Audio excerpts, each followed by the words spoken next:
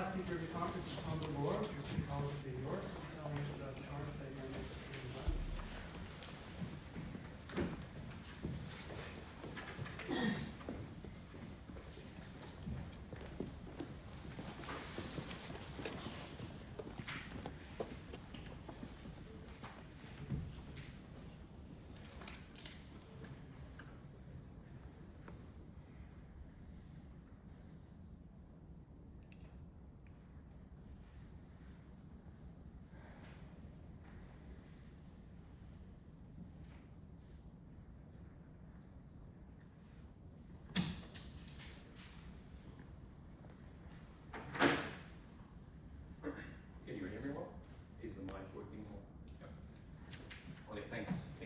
For the introduction. So I will talk for this last presentation about NV sensing at low temperature, and in particular how to use the optical resonance from NV sensors to characterize the diamond charge dynamics or carrier transport in diamonds.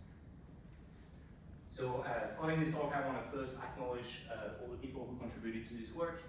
So on the experiment, mainly Richard Mohe was really instrumental in making the experiment, in realizing the experiment I will show. Students, Jaden Chow, Yuki Nakamura, and Olaf Ah, who has been extremely helpful in doing data analysis or simulating our experiments. And my boss, Carlos Verles, who's also a great help in the project he supervised, and who also kindly passed his invitation to talk today. I also want to thank Natalie Delord and the GIA for organizing and sponsoring this fantastic and very interesting conferences or symposium. Okay, so I don't think I need to introduce the NV sensor. It is essentially a great nanoscale sensor, and it's mostly used to map DC magnetic texture, for example, or to perform magnetic noise, AC magnetometry, so measure magnetic noise. Now you can do a lot with this, as we've seen earlier this morning. For example, you can determine the dimensionality of the noise source by just analyzing the shape of the noise spectrum. But this remains somewhat limited, and so you're stuck by essentially sweeping all the parameters correspond to improve your measurements. And it can be quite difficult, even with this great sensor, to unravel complex environments. And so this has somewhat driven this push to develop new sensing modalities, which has been spearheaded by the group here in the Delord group, demonstrating nanoscale covariance magnetometry, so using different NV scales to correlate the magnetic noise in space. And more generally, this can be, on a fundamental level, this can be seen as trying to increase the dimensionality of the measurements we are performing.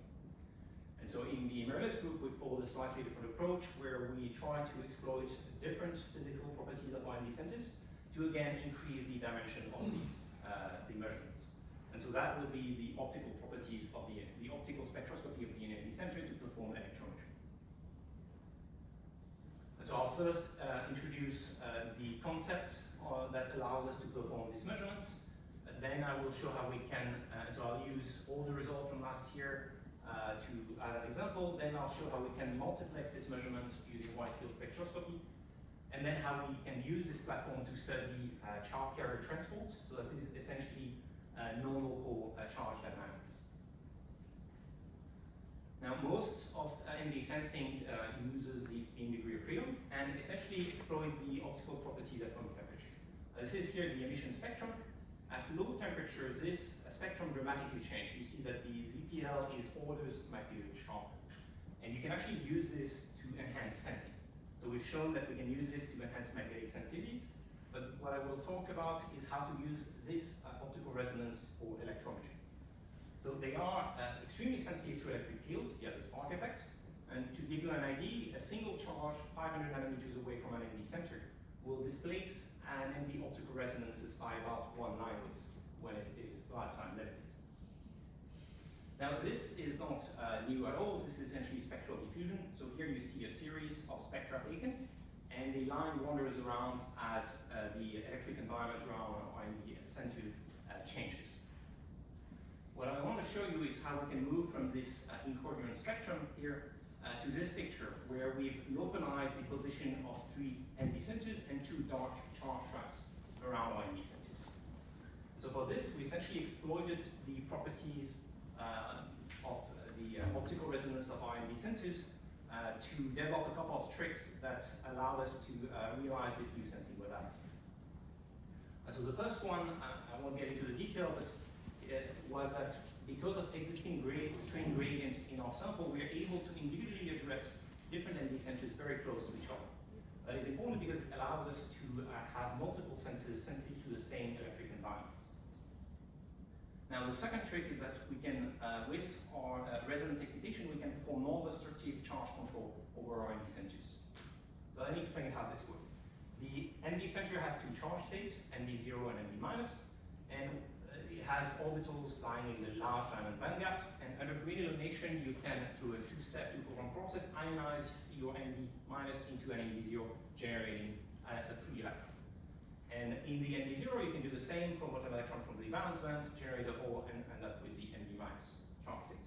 So you can generate carriers with your NV centers, cycling through both charge states, and because of the difference of rate, you will tend up to initialize in the NV minus charge state. Now, on the other hand, if you excite with a red laser resonance with the NV minus EPL here, you do not have sufficient energy to excite the NV0, so you will only CPL from the NV minus, giving you a way to read out the charge state of your NV center. Now, you can still photoionize your NV minus through this two-photon, two-step process. But because this process, this rate, the ionization rate, goes quadratically with the laser power, and the PL grows linearly, it gives you a way, by lowering the power, to efficiently read out the charge state of your NV centers with high fidelity. So this works at room temperature. An important thing that distinguishes it at low temperature is that because your optical resonances are very sharp, they are extremely efficient, allowing you to work with very low laser power. And so because of that, we are able to essentially suppress photoionization at a much quicker rate than at room temperature. And so this allows us to essentially work under resonant readout with the NV charge state extremely stable. And what is valid for the NV charge state is actually also valid for the rest of the charge environment. So because we use very low amount of red laser, that is relatively low energy, we essentially work with a frozen charge environment and are able to study it in this way. So this also enables us to look at several NV centers sensitive to the same charge noise without the noise fluctuating. So what we perform then is actually interrogating 3 centers, so 2 optical resonances per NV centers. And so we moved from looking at 1 optical resonance to 6 of them, and that allowed us to increase the dimensionality of our measurement. And this enabled us to increase the sensitivity to electric noise, as well as gain spatial information. And so here that's how we are able to essentially triangulate dark traps using several NV centers, just like a nanoscale GPS. Okay, so we performed this triangulation. What can we use this for? So interestingly, another group, the group of Yaffe and Du, has developed a similar method simultaneously, and they've actually extended the range to up to 700 nanometers. So a few times larger than ours. Now, what we can do is use this then to study charge dynamics in diamonds. So we can do this around when we center in the diamond bulk or near the diamond surface. And this finds applications. This is not just about studying from a fundamental perspective charge dynamics in diamonds. This has applications to try and mitigate the effect of these charge dynamics has on our quantum sensor or Cold Centers qubit, and possibly to enhance their properties. Now we can also use the charge as a way to study the structure of the diamond. You can use the fact that most defects can be charged to determine what defects are around your diamond with nanoscale precision. And so in order to perform this characterization, what we set out to do is to parallelize this measurement using wide field microscopy. So here we perform this using a conformal microscope. If we want to use this to characterize our material and make progress in that direction, we need to make this happen in a scalable way. So in order to do so, we use a similar experimental setup. So a green laser to initialize our NV charge states, a red laser to perform excitation spectroscopy. But we use an EMCCD to read out our NV centers over a large array. This is a technical detail, but it's important for part of this talk. We actually use a back reflection on the diamond back surface to to eliminate a wide area of our full field of view. And this actually helps us switch between focus and defocus elimination, which is important for transport measurements. So I didn't talk about it, but the sequence we use to perform optical spectroscopy consists in excitation, TLE, photoluminescence excitation spectroscopy. We simply initialize our ND centers in ND minus, and then we sweep the frequency of our laser across the optical resonances while collecting the PL. And so, contrary to the spectrum I showed earlier, which were 1D spectrum obtained on one point, what we actually do here is obtain one frame for every wavelength. So you can visualize it through a video like I showed here, where we sweep the laser frequency and you see different ND centers showing up at different frequencies. And so this is essentially another example of hyperspectral imaging as shown by Daniel earlier this morning from the GIA. So here one spectrum is essentially a 3D data set. And so then what we can do is we typically accumulate a series of spectrum, so I have 4D data sets. If we sweep another parameter, we move to 5D data sets. And so you can visualize here one of the spectra as a 3D volume with intensity. And so in practice, these data sets are actually quite hard to visualize, as was mentioned earlier this morning. So what we typically do is that we project it along smaller dimensions. So here you see in real space, you see here in the frequency space, a spectrum from a single point. But you have this for every point here in our diamond slab, so 50 by 50 microns. And then here you see a projection along frequency and time. So you see a trace of the spectra, its evolution over time, with the charge state of the ND centers changing. And so this work has been done by Jason Chow, who's now working on trying to scale up the data analysis we've performed before, so essentially automatize what we've done before, to be able to perform these data analysis over a large sample area. So I won't get too much into the detail, but so what we've performed, what I've showed so far is that we are able to multiplex this measurement. So far, we are mostly doing it on individual ND centers, and so we're now about to have available the tools to perform this these measurements on sub-diffraction clusters of multiple ND centers. And so as we've done that, we've also worked to engineer samples that will allow us to perform this kind of measurements, so with several ND centers below the diffraction limit over a wide area of our diamonds. So for this, we are collaborating with ANL and the Delord group to try and obtain the best possible sample and enabling these applications. Now, for now, and for somewhat pragmatic reasons, we've applied this platform to study carrier transport in diamonds. So that is essentially non-local charge dynamics. So how can we study transport in diamonds?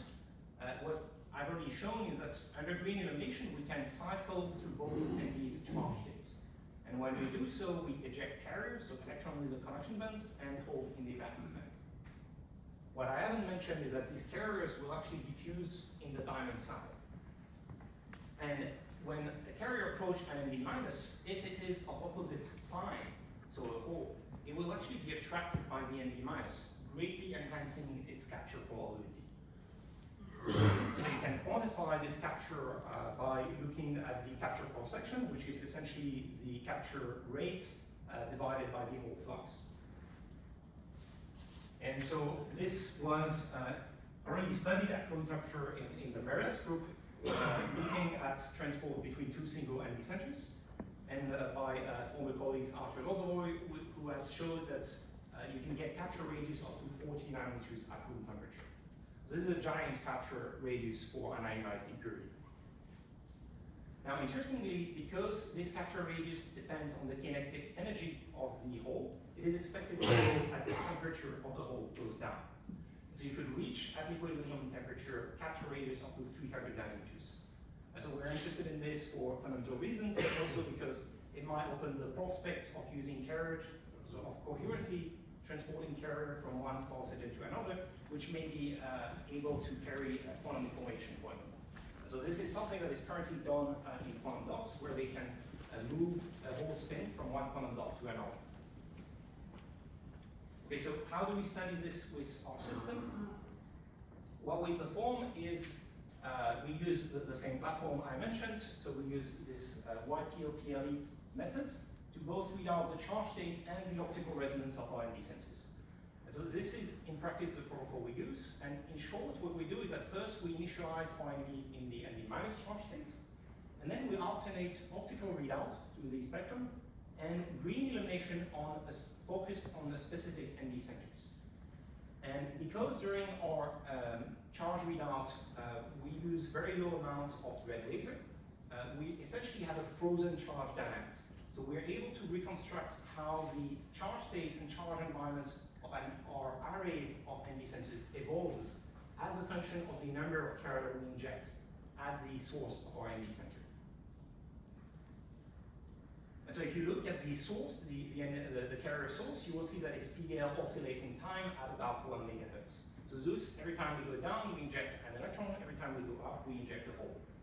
And so this happens, these carriers are captured within maybe a few nanoseconds, so they're essentially independent. And so using this curve, we can characterize how fast, how many holes we inject as we observe other ND centers. So here you see another ND center, and you see that in this case, the PL only goes down. So this is simply because the ND minus only capture holes, and is converted to the dark state, the ND zero. Now in practice, we do this on multiple ND centers. This process is stochastic. And so in order to accurately measure it, we just average over many acquisition. So here every single line is one of these measurements where we continuously track the charge state of the ND centers while injecting hole into our system. And you see that on average, you lose your ND center, your charge state after about 10 to the 6 holes injected into at the ND source here. Now we're actually performed this on more than 250 ND centers simultaneously, which means you can not only look at this ND centers, but look at any of these ND centers here. But if you look at this one, you will see that it's further away from the source and the dynamic is much slower. And so here you see a slower decay with a lower capture probability. And so with 250 ND centers, just to give you an idea, at the beginning of our experiment, we capture 1 in every 3,000 holes that we inject at our ND source here. So what we can do is that we can then fit this exponential decays to recover the capture rates, and we can plot it as a function of space.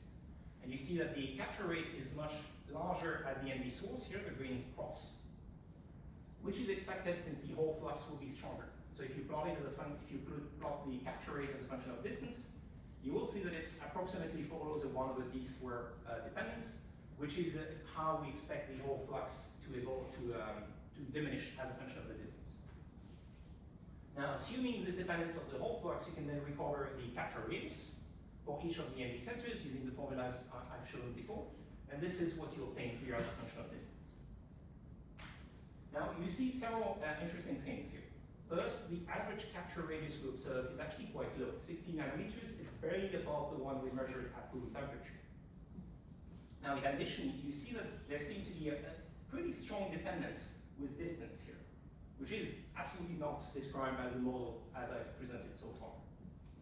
And in addition, you see that you have a large inhomogeneities in the capture radius here, from one ND center to the other. So in order to investigate this, we started by looking at several ND centers close to each other with different capture rates. So here you see a zoomed in image. They are all within a micron of each other, and they are about 10 microns away from the carrier source. If you look at these 3 NDs, you will see nice exponential decay with about the same rate, corresponding to about 40 nanometers capture radius. If you look at this ND, on the other hand, you will see a much slower decay here, corresponding to about half the capture radius. So what we see here is that this ND center has somehow a local environment that is preventing it from capturing holes. Now, I mentioned before that in reality we track not only the charge state of our ND centers as we perform this experiment, but also the optical resonance, which informs us on the electric environment of the ND center. So here this is just the PL, so tracking the charge state. But because we modulate the laser, you can also recover the spectrum of the ND center. So here, every green line is a reset of the experiment, so of the charge environment and the ND charge state. And in between, we just inject holes, which are captured by ND centers, as you can see. So for this ND here, you see the spectrum is fairly stable, so the electric environment barely changes here. If you look at this ND, on the other hand, you will see a very different behavior. So here you see a continuous change of the optical resonance which correspond to an accumulation or depletion of charge in one direction compared to the ND center. And you also see discrete shifts here, which correspond to capture of single hole near our ND center. And so what this combination of measurements tells us is that we actually have patch of charges near our ND centers with essentially a clustering of the charges that are being depleted as we inject carrier into our diamond at the ND source. And this is why the resonance changed, and this discrete shift tells us that these traps are about 100 to 200 nanometers from our ND center. And so as a matter of fact, if you look at other NDs displaying low capture radius, you will see a very strong correlation with this type of behavior. So what we have is that somehow the charge trap are inhibiting carrier capture of ND centers, so either screening the field that the ND minus generate that attracts holes, or pulling the holes away from the ND minus. And we can go even a little further. This here is a regular histogram with an exponential decay, which corresponds to a steady capture radius and capture rate. Now, in some cases, like this ND, which display a large change of its electric environment as we inject hole, you actually see that the histogram is not an exponential decay anymore, and it actually corresponds to an progressive increase of the capture radius, the effective capture radius of our ND center. And so here, as we deplete the charge patches next to our ND centers, we see that we're able to establish a capture radius similar to the one of older unscreened ND centers. So what we want to do now, what we actually want to do is to try and observe the maximum capture radius that we can. So we'd really actually like to start the experiment here in a situation where we're already neutralized a patch of charges around our ND centers inhibiting all capture. And so in order to do so, we just modified the initialization protocol. Instead of using a wide field illumination or a wide area, initializing both our ND centers but also charge traps around it, we performed first a neutralization step by injecting a large amount of carrier in our sample, and then a very short initialization focused on one ND center. And the goal is to initialize a single ND center and keep the environment neutral. And when we looked at the charge dynamics, we were indeed able to increase the capture rate by about a factor of 10 here, showing that neutralization of the environment does favor hole capture by our ND minus centers. And so this corresponds to capture radius of 25 nanometers in the charge case and 18 nanometers with the neutralization protocol.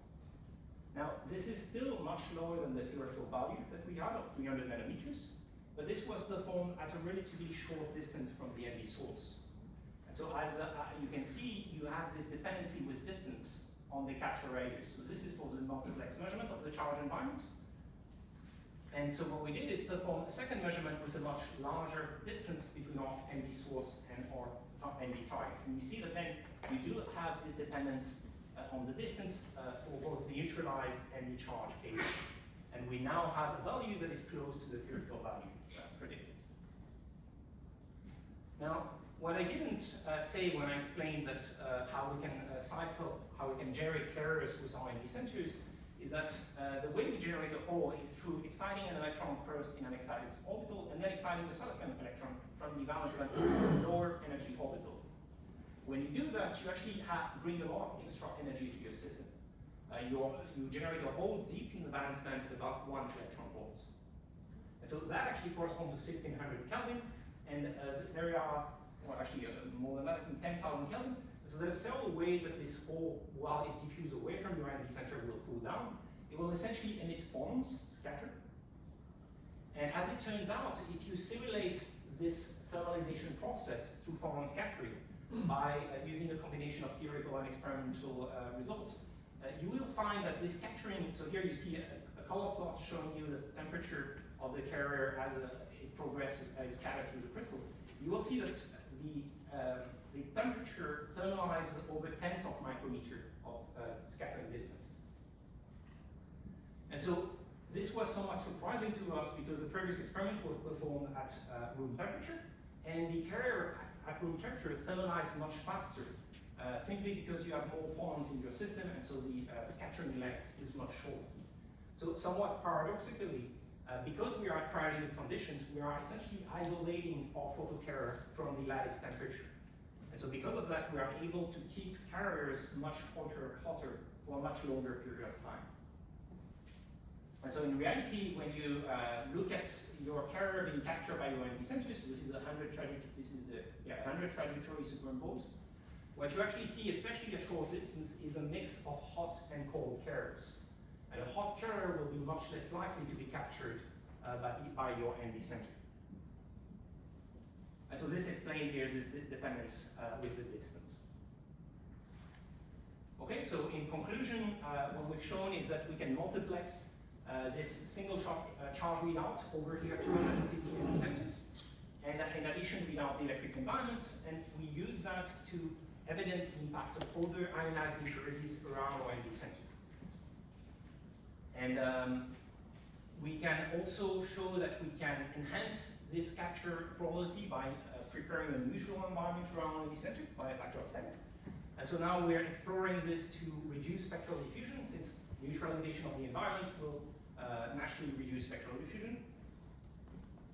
And we are also able, by using an array of NV centers, to see the off-equilibrium dynamics of photocarrier that progressively cools down as they progress through our dynamic sample.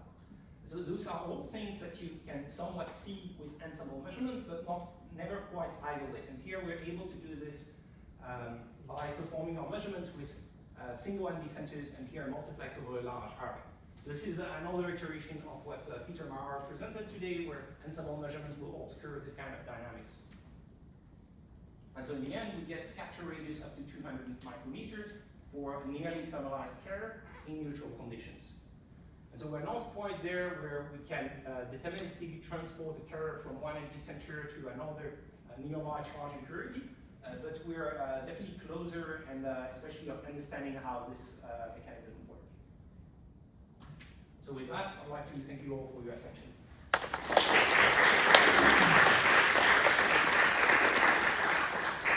Thanks, Tom, for a really nice talk. Any questions for Tom?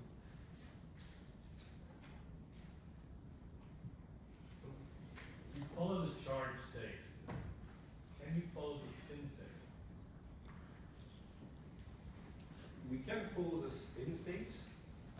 Yeah, we haven't looked at how it will evolve. I would expect it won't change much, because obviously if the charge changes, spin will change, and we don't have access to the spin anymore. Yeah. In practice, we will see a change of the magnetic environment if, for example, a magnetic impurity is near our NV center to capture a charge, because it will change then magnetic properties. And we've somewhat tried to see that, but the magnetic interactions are much shorter range than the electric interactions here, especially when we deal with charge monopoles. They scale much longer resistance. So it's harder to see.